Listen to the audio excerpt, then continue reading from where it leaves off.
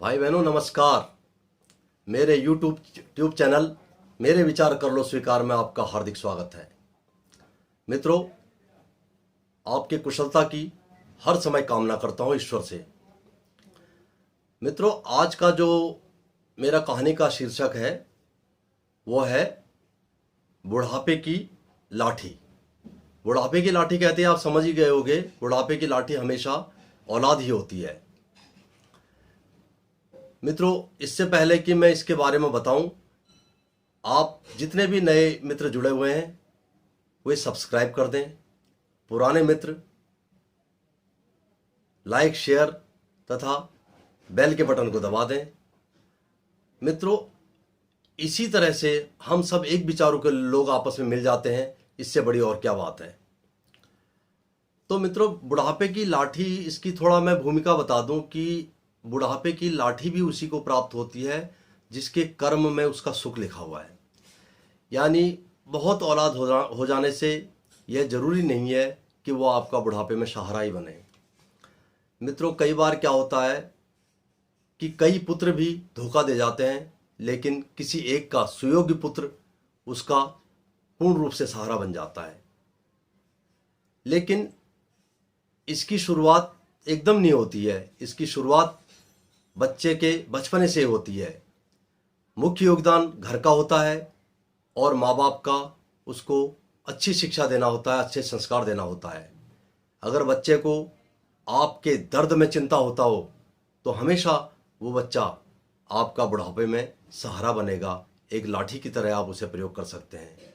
तो मित्रों, आइए हम ये बहुत प्यारी सी कहानी सुनते हैं जिसका नाम है बुढ़ापे की लाठी। तो ये कहानी है उत्तर प्रदेश के सिंभावली की। सिंभावली में एक परिवार था पूरनचंद जी का।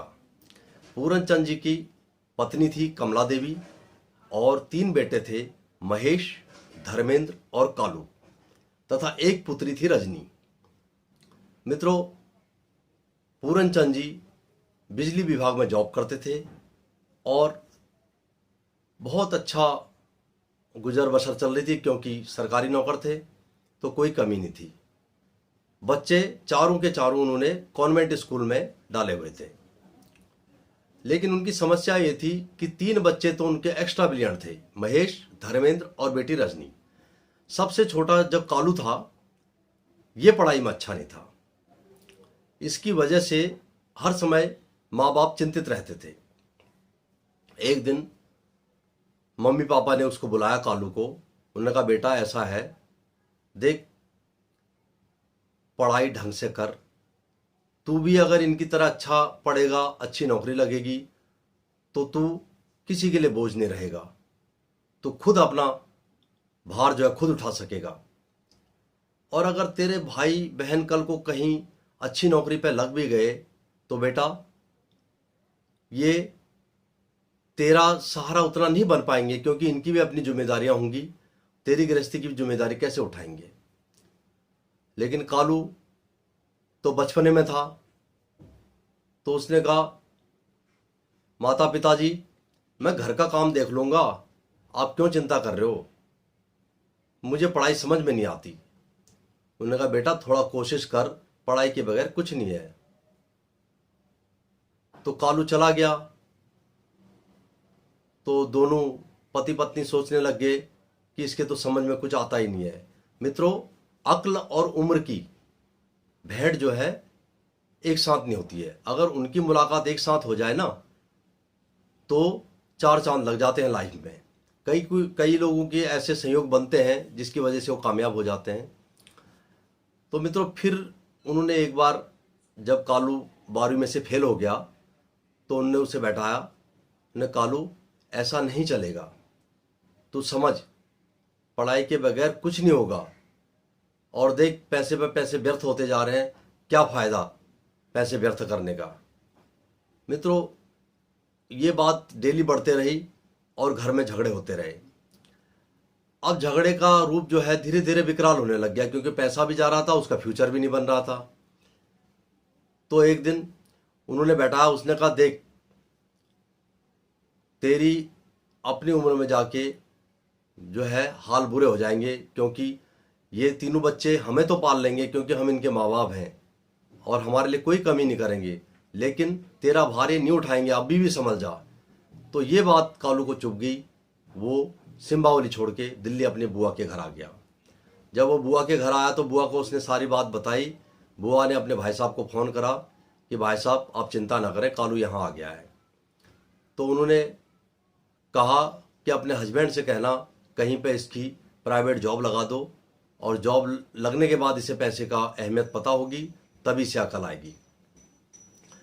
तो मित्रों, उसके फूफा जी ने, जो चावड़ी बाज़ार में किसी थोक व्यापारी के पास काम करते थे, ये उसे अपने साथ ले गए और चावड़ी बाज़ार में ही उसे ड्राई फ्रूट की दुकान में, यानी थोक मार्केट में लगवा दिया।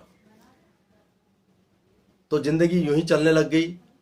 कालू जो है दुकान के मामले में प्रवीण हो गया, मतलब खिलाड़ी हो गया उस लाइन का। उसकी तनख्वाह भी बढ़ गई, उसके कमीशन वगैरह भी आने लग गया। तो जिसकी वजह से कालू ने अपना एक फ्लैट भी ले लिया, छोटा फ्लैट था लेकिन ले लिया। मित्रों, इसी बीच में उसके दोनों भाइयों और बहन की गांव में शादी, सिम्बावली में शादी भी हुई। वो शादी में भी गया। ताल्लुकात उसके घर में अच्छे हो गए थे, क्योंकि घर वालों को भी लग रहा था कि अगर पढ़ा नहीं है तो कोई बात नहीं, चलो काम तो कर रहा है। मित्रों, उन सब की शादी हो गई और सब अपने अपने जहाँ जॉब करते थे वहाँ चले गए और बेटी अपने ससुराल चले गई। मित्रों, लास्ट में कालू का नंबर आया, क्योंकि सबसे छोटा था। अब उसके लिए ऐसी पढ़ी लिखी तो ला नहीं सकते थे, तो इसलिए पूरनचंद जी ने उसका विवाह ग्रामीण लड़की से करा, जो कम पढ़ी लिखी थी कालू के हिसाब की। मित्रों, जब शादी हो गई तो वो लड़की बहुत संस्कारी थी, उसको लेके कालू दिल्ली आ गया। वह लड़की जो कालू की पत्नी थी, वह कालू के मेहनत की कमाई को बहुत अच्छे ढंग से रखती थी और अच्छे अच्छे जगह लगाती थी, जिससे कि पैसे की बढ़ोतरी हो सके। तो मित्रों, उसके बाद क्या हुआ कि पूरनचंद जी भी 60 साल की उम्र के बाद रिटायर हो गए। रिटायरमेंट के बाद उन्होंने अपनी पत्नी से कहा कि चलो कुछ दिन महेश के वहाँ रहते हैं। महेश का आलीशान बंगला है और बहू भी जॉब पे है, बहुत अच्छा लगेगा वहाँ पे, हम भी ज़िंदगी के थोड़ा मज़े लेंगे, अब थोड़ा फ्री भी हो गए हैं। तो दोनों वहाँ गए। तो महेश उस समय राजकोट में था। ये राजकोट में गए तो कुछ दिन तक तो आवाभगत हुई, लेकिन फिर महेश अपने काम में मशगूल हो गया और उसकी पत्नी भी अपने काम में मशगूल हो गई। अब ये दोनों बेचारे अकेले घर में रह जाते थे। कभी महेश अगर पार्टी करता था तो उसी के लेवल के लोग आते थे, जिसमें इन दोनों की कोई पूछ नहीं होती थी। और बहू भी अधिकतर अपने लेवल की लेडीज़ के साथ पार्टियां करती थी, और अगर ये बीच में आ जाते थे उनके लिए ये एक मुसीबत थे। इसलिए उन्होंने थोड़ा बहुत नखरेबाजी भी इनके साथ शुरू कर दी थी। ये दोनों पति पत्नी इतने बेवकूफ़ तो नहीं थे, उम्र के पड़ाव में थे, लेकिन सब समझ गए थे कि यहाँ पर इज्जत कोई ख़ास नहीं है। मित्रों, ज़िंदगी की भी शाम होते जा रही थी, यानी बुढ़ापे की ओर ज़्यादा बढ़ रहे थे, तो इसलिए सहारा भी चाहिए था। महेश के वहाँ तो इनको लगा नहीं कि बुढ़ापे का हमको इनको सहारा मिल सकेगा, ये बहुत मुश्किल था, क्योंकि उनकी लाइफ स्टाइल ही अलग थी। ये धर्मेंद्र के यहाँ गए। धर्मेंद्र का हाल इससे भी बुरा था। वो अधिकतर दोनों जॉब करते थे, दोनों बाहर से खा के आते थे, घर में केवल सोने आते थे। माँ बाप से उनकी मुलाकात भी नहीं होती थी, हफ्ते हफ्ते में होती थी छुट्टी वाले दिन। और उनकी वाइफ जो थी धर्मेंद्र की, वो बहुत तेज़ थी। वो एक बार उसने तो अपने पति से बोल भी दिया, इनके आने के बाद घर में बहुत डिस्टर्ब हो गया है, हम कहीं जा भी नहीं सकते।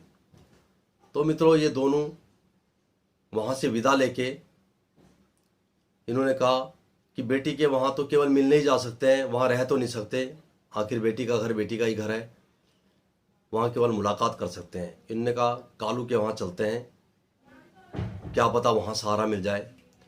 जैसे ये कालू के घर गए तो कालू ने गले लगाकर इनसे मुलाकात की, पैरों में गिर गया वो कि माँ पिताजी आ गए, कितना अच्छा लग रहा है। बहू भी संस्कारी थी, गांव से लाई हुई थी, उनने भी पैर छुए, और जो कालू के बच्चे थे वो इतने खुश हो गए कि दादा दादी जी आए हैं करके उनकी गोदी में बैठ गए। मित्रों, यही प्यार दोनों पति पत्नी चाहते थे। उनको दादा दादी का भी प्यार मिला, उनको सास ससुर वाला स्नेह भी मिला, उनको माँ बाप वाला प्यार भी मिला। मित्रों, खूब गपशप हुई, खूब मिलके बैठ के खाना खाया और गांव की बातें हुई, अपने सिंभावली की बातें हुई। मित्रों, यही तो चाहते हैं एक बुजुर्ग। उनको इस जीवन में जब शाम ढलती है तो उस समय उनको यही लगता है कि हम मिलके खाना खाएं, बैठ के मिलके बातें करें, पोता पोती के साथ खेलें, उनको कुछ अपना एक्सपीरियंस शेयर करें। अगर ये किसी दादा दादी को मिल जाता है तो उनका बुढ़ापा धन्य हो जाता है। तो मित्रों, जो है कालू ने इतनी सेवा करी कि दोनों पूरनचंद जी और कमला देवी कहने लग गए कि आखिर हमारे बुढ़ापे की लाठी कालू ही निकला। मित्रों, हम सोचते क्या है और हो क्या जाता है। हम सोचते तो यह है कि जिसको हम ऑफिसर बना रहे हैं, जिस बेटे को, शायद वो हमारे सारे दुख दर्द दूर कर देगा, पर विधि का विधान कुछ और ही है, जिसे हम कुछ नहीं समझते हैं। कई बार वो खोटा सिक्का ही हमारे जीवन में काम आ जाता है और जो हम चाहते हैं वही उस चीज़ को परिपूर्ण कर देता है। मित्रों, दोनों आराम से उनके घर में रहने लग गए और पूरनचंद जी ने अपनी जो बची हुई कमाई थी उससे एक बहुत बड़ा बंगला कालू के लिए लिया। उन्होंने कहा, कालू, ये आपको मैं इनाम स्वरूप देता हूँ, क्योंकि जो मैं चाहता था वो तुमने कर दिखाया। अब जो मेरी ओर से हो सकता है वो मैं तुम्हारे कर रहा हूँ, इसे आप कबूल करना कालू। उन्होंने कहा, पिताजी क्या बोल रहे हो आप? अगर मेरे पास एक कमरा भी होता तो भी तुम मेरे साथ रहते। मित्रों, अनायास ही पूरनचंद जी के मुंह से जब इतना प्रेम देखा अपने बेटे का, तो उनके मुंह से अनायास ही एक कविता निकल गई। क्या कविता निकल गई? कविता देखिए, पूरनचंद जी के दिल से निकली है कविता। जिसे बेकार समझा था वो सबसे नेक ही निकला, जिसे बेकार समझा था वो सबसे नेक ही निकला, जिसे असली में समझा था वो सबसे फेक ही निकला। मेरा कंसेप्ट इतना रॉन्ग कैसे हो गया बंधु, जिसे निर्धन में समझा था वो सबसे सेठ ही निकला, जिसे निर्धन में समझा था वो सबसे सेठ ही निकला। जिसे चारों प्रहर में बैठकर उपदेश देता था, जवानी भर मुझे वो सैकड़ों कलेश देता था। वो बेटा कालू, जिसे चारों प्रहर में बैठकर उपदेश देता था, जवानी भर मुझे वो सैकड़ों कलेश देता था। मेरा कंसेप्ट इतना रॉन्ग कैसे हो गया बंधु, जिसे कनिष्ठ समझा था वो सबसे ज्येष्ठ ही निकला, जिसे कनिष्ठ समझा था वो सबसे ज्येष्ठ ही निकला। अरे ये रूप दुनिया का कोई समझ नहीं पाया, अरे ये रूप दुनिया का कोई समझ नहीं पाया, कोई भी भेद इसका इस जमी पे ले नहीं पाया, कोई भी भेद इसका इस जमी पे ले नहीं पाया।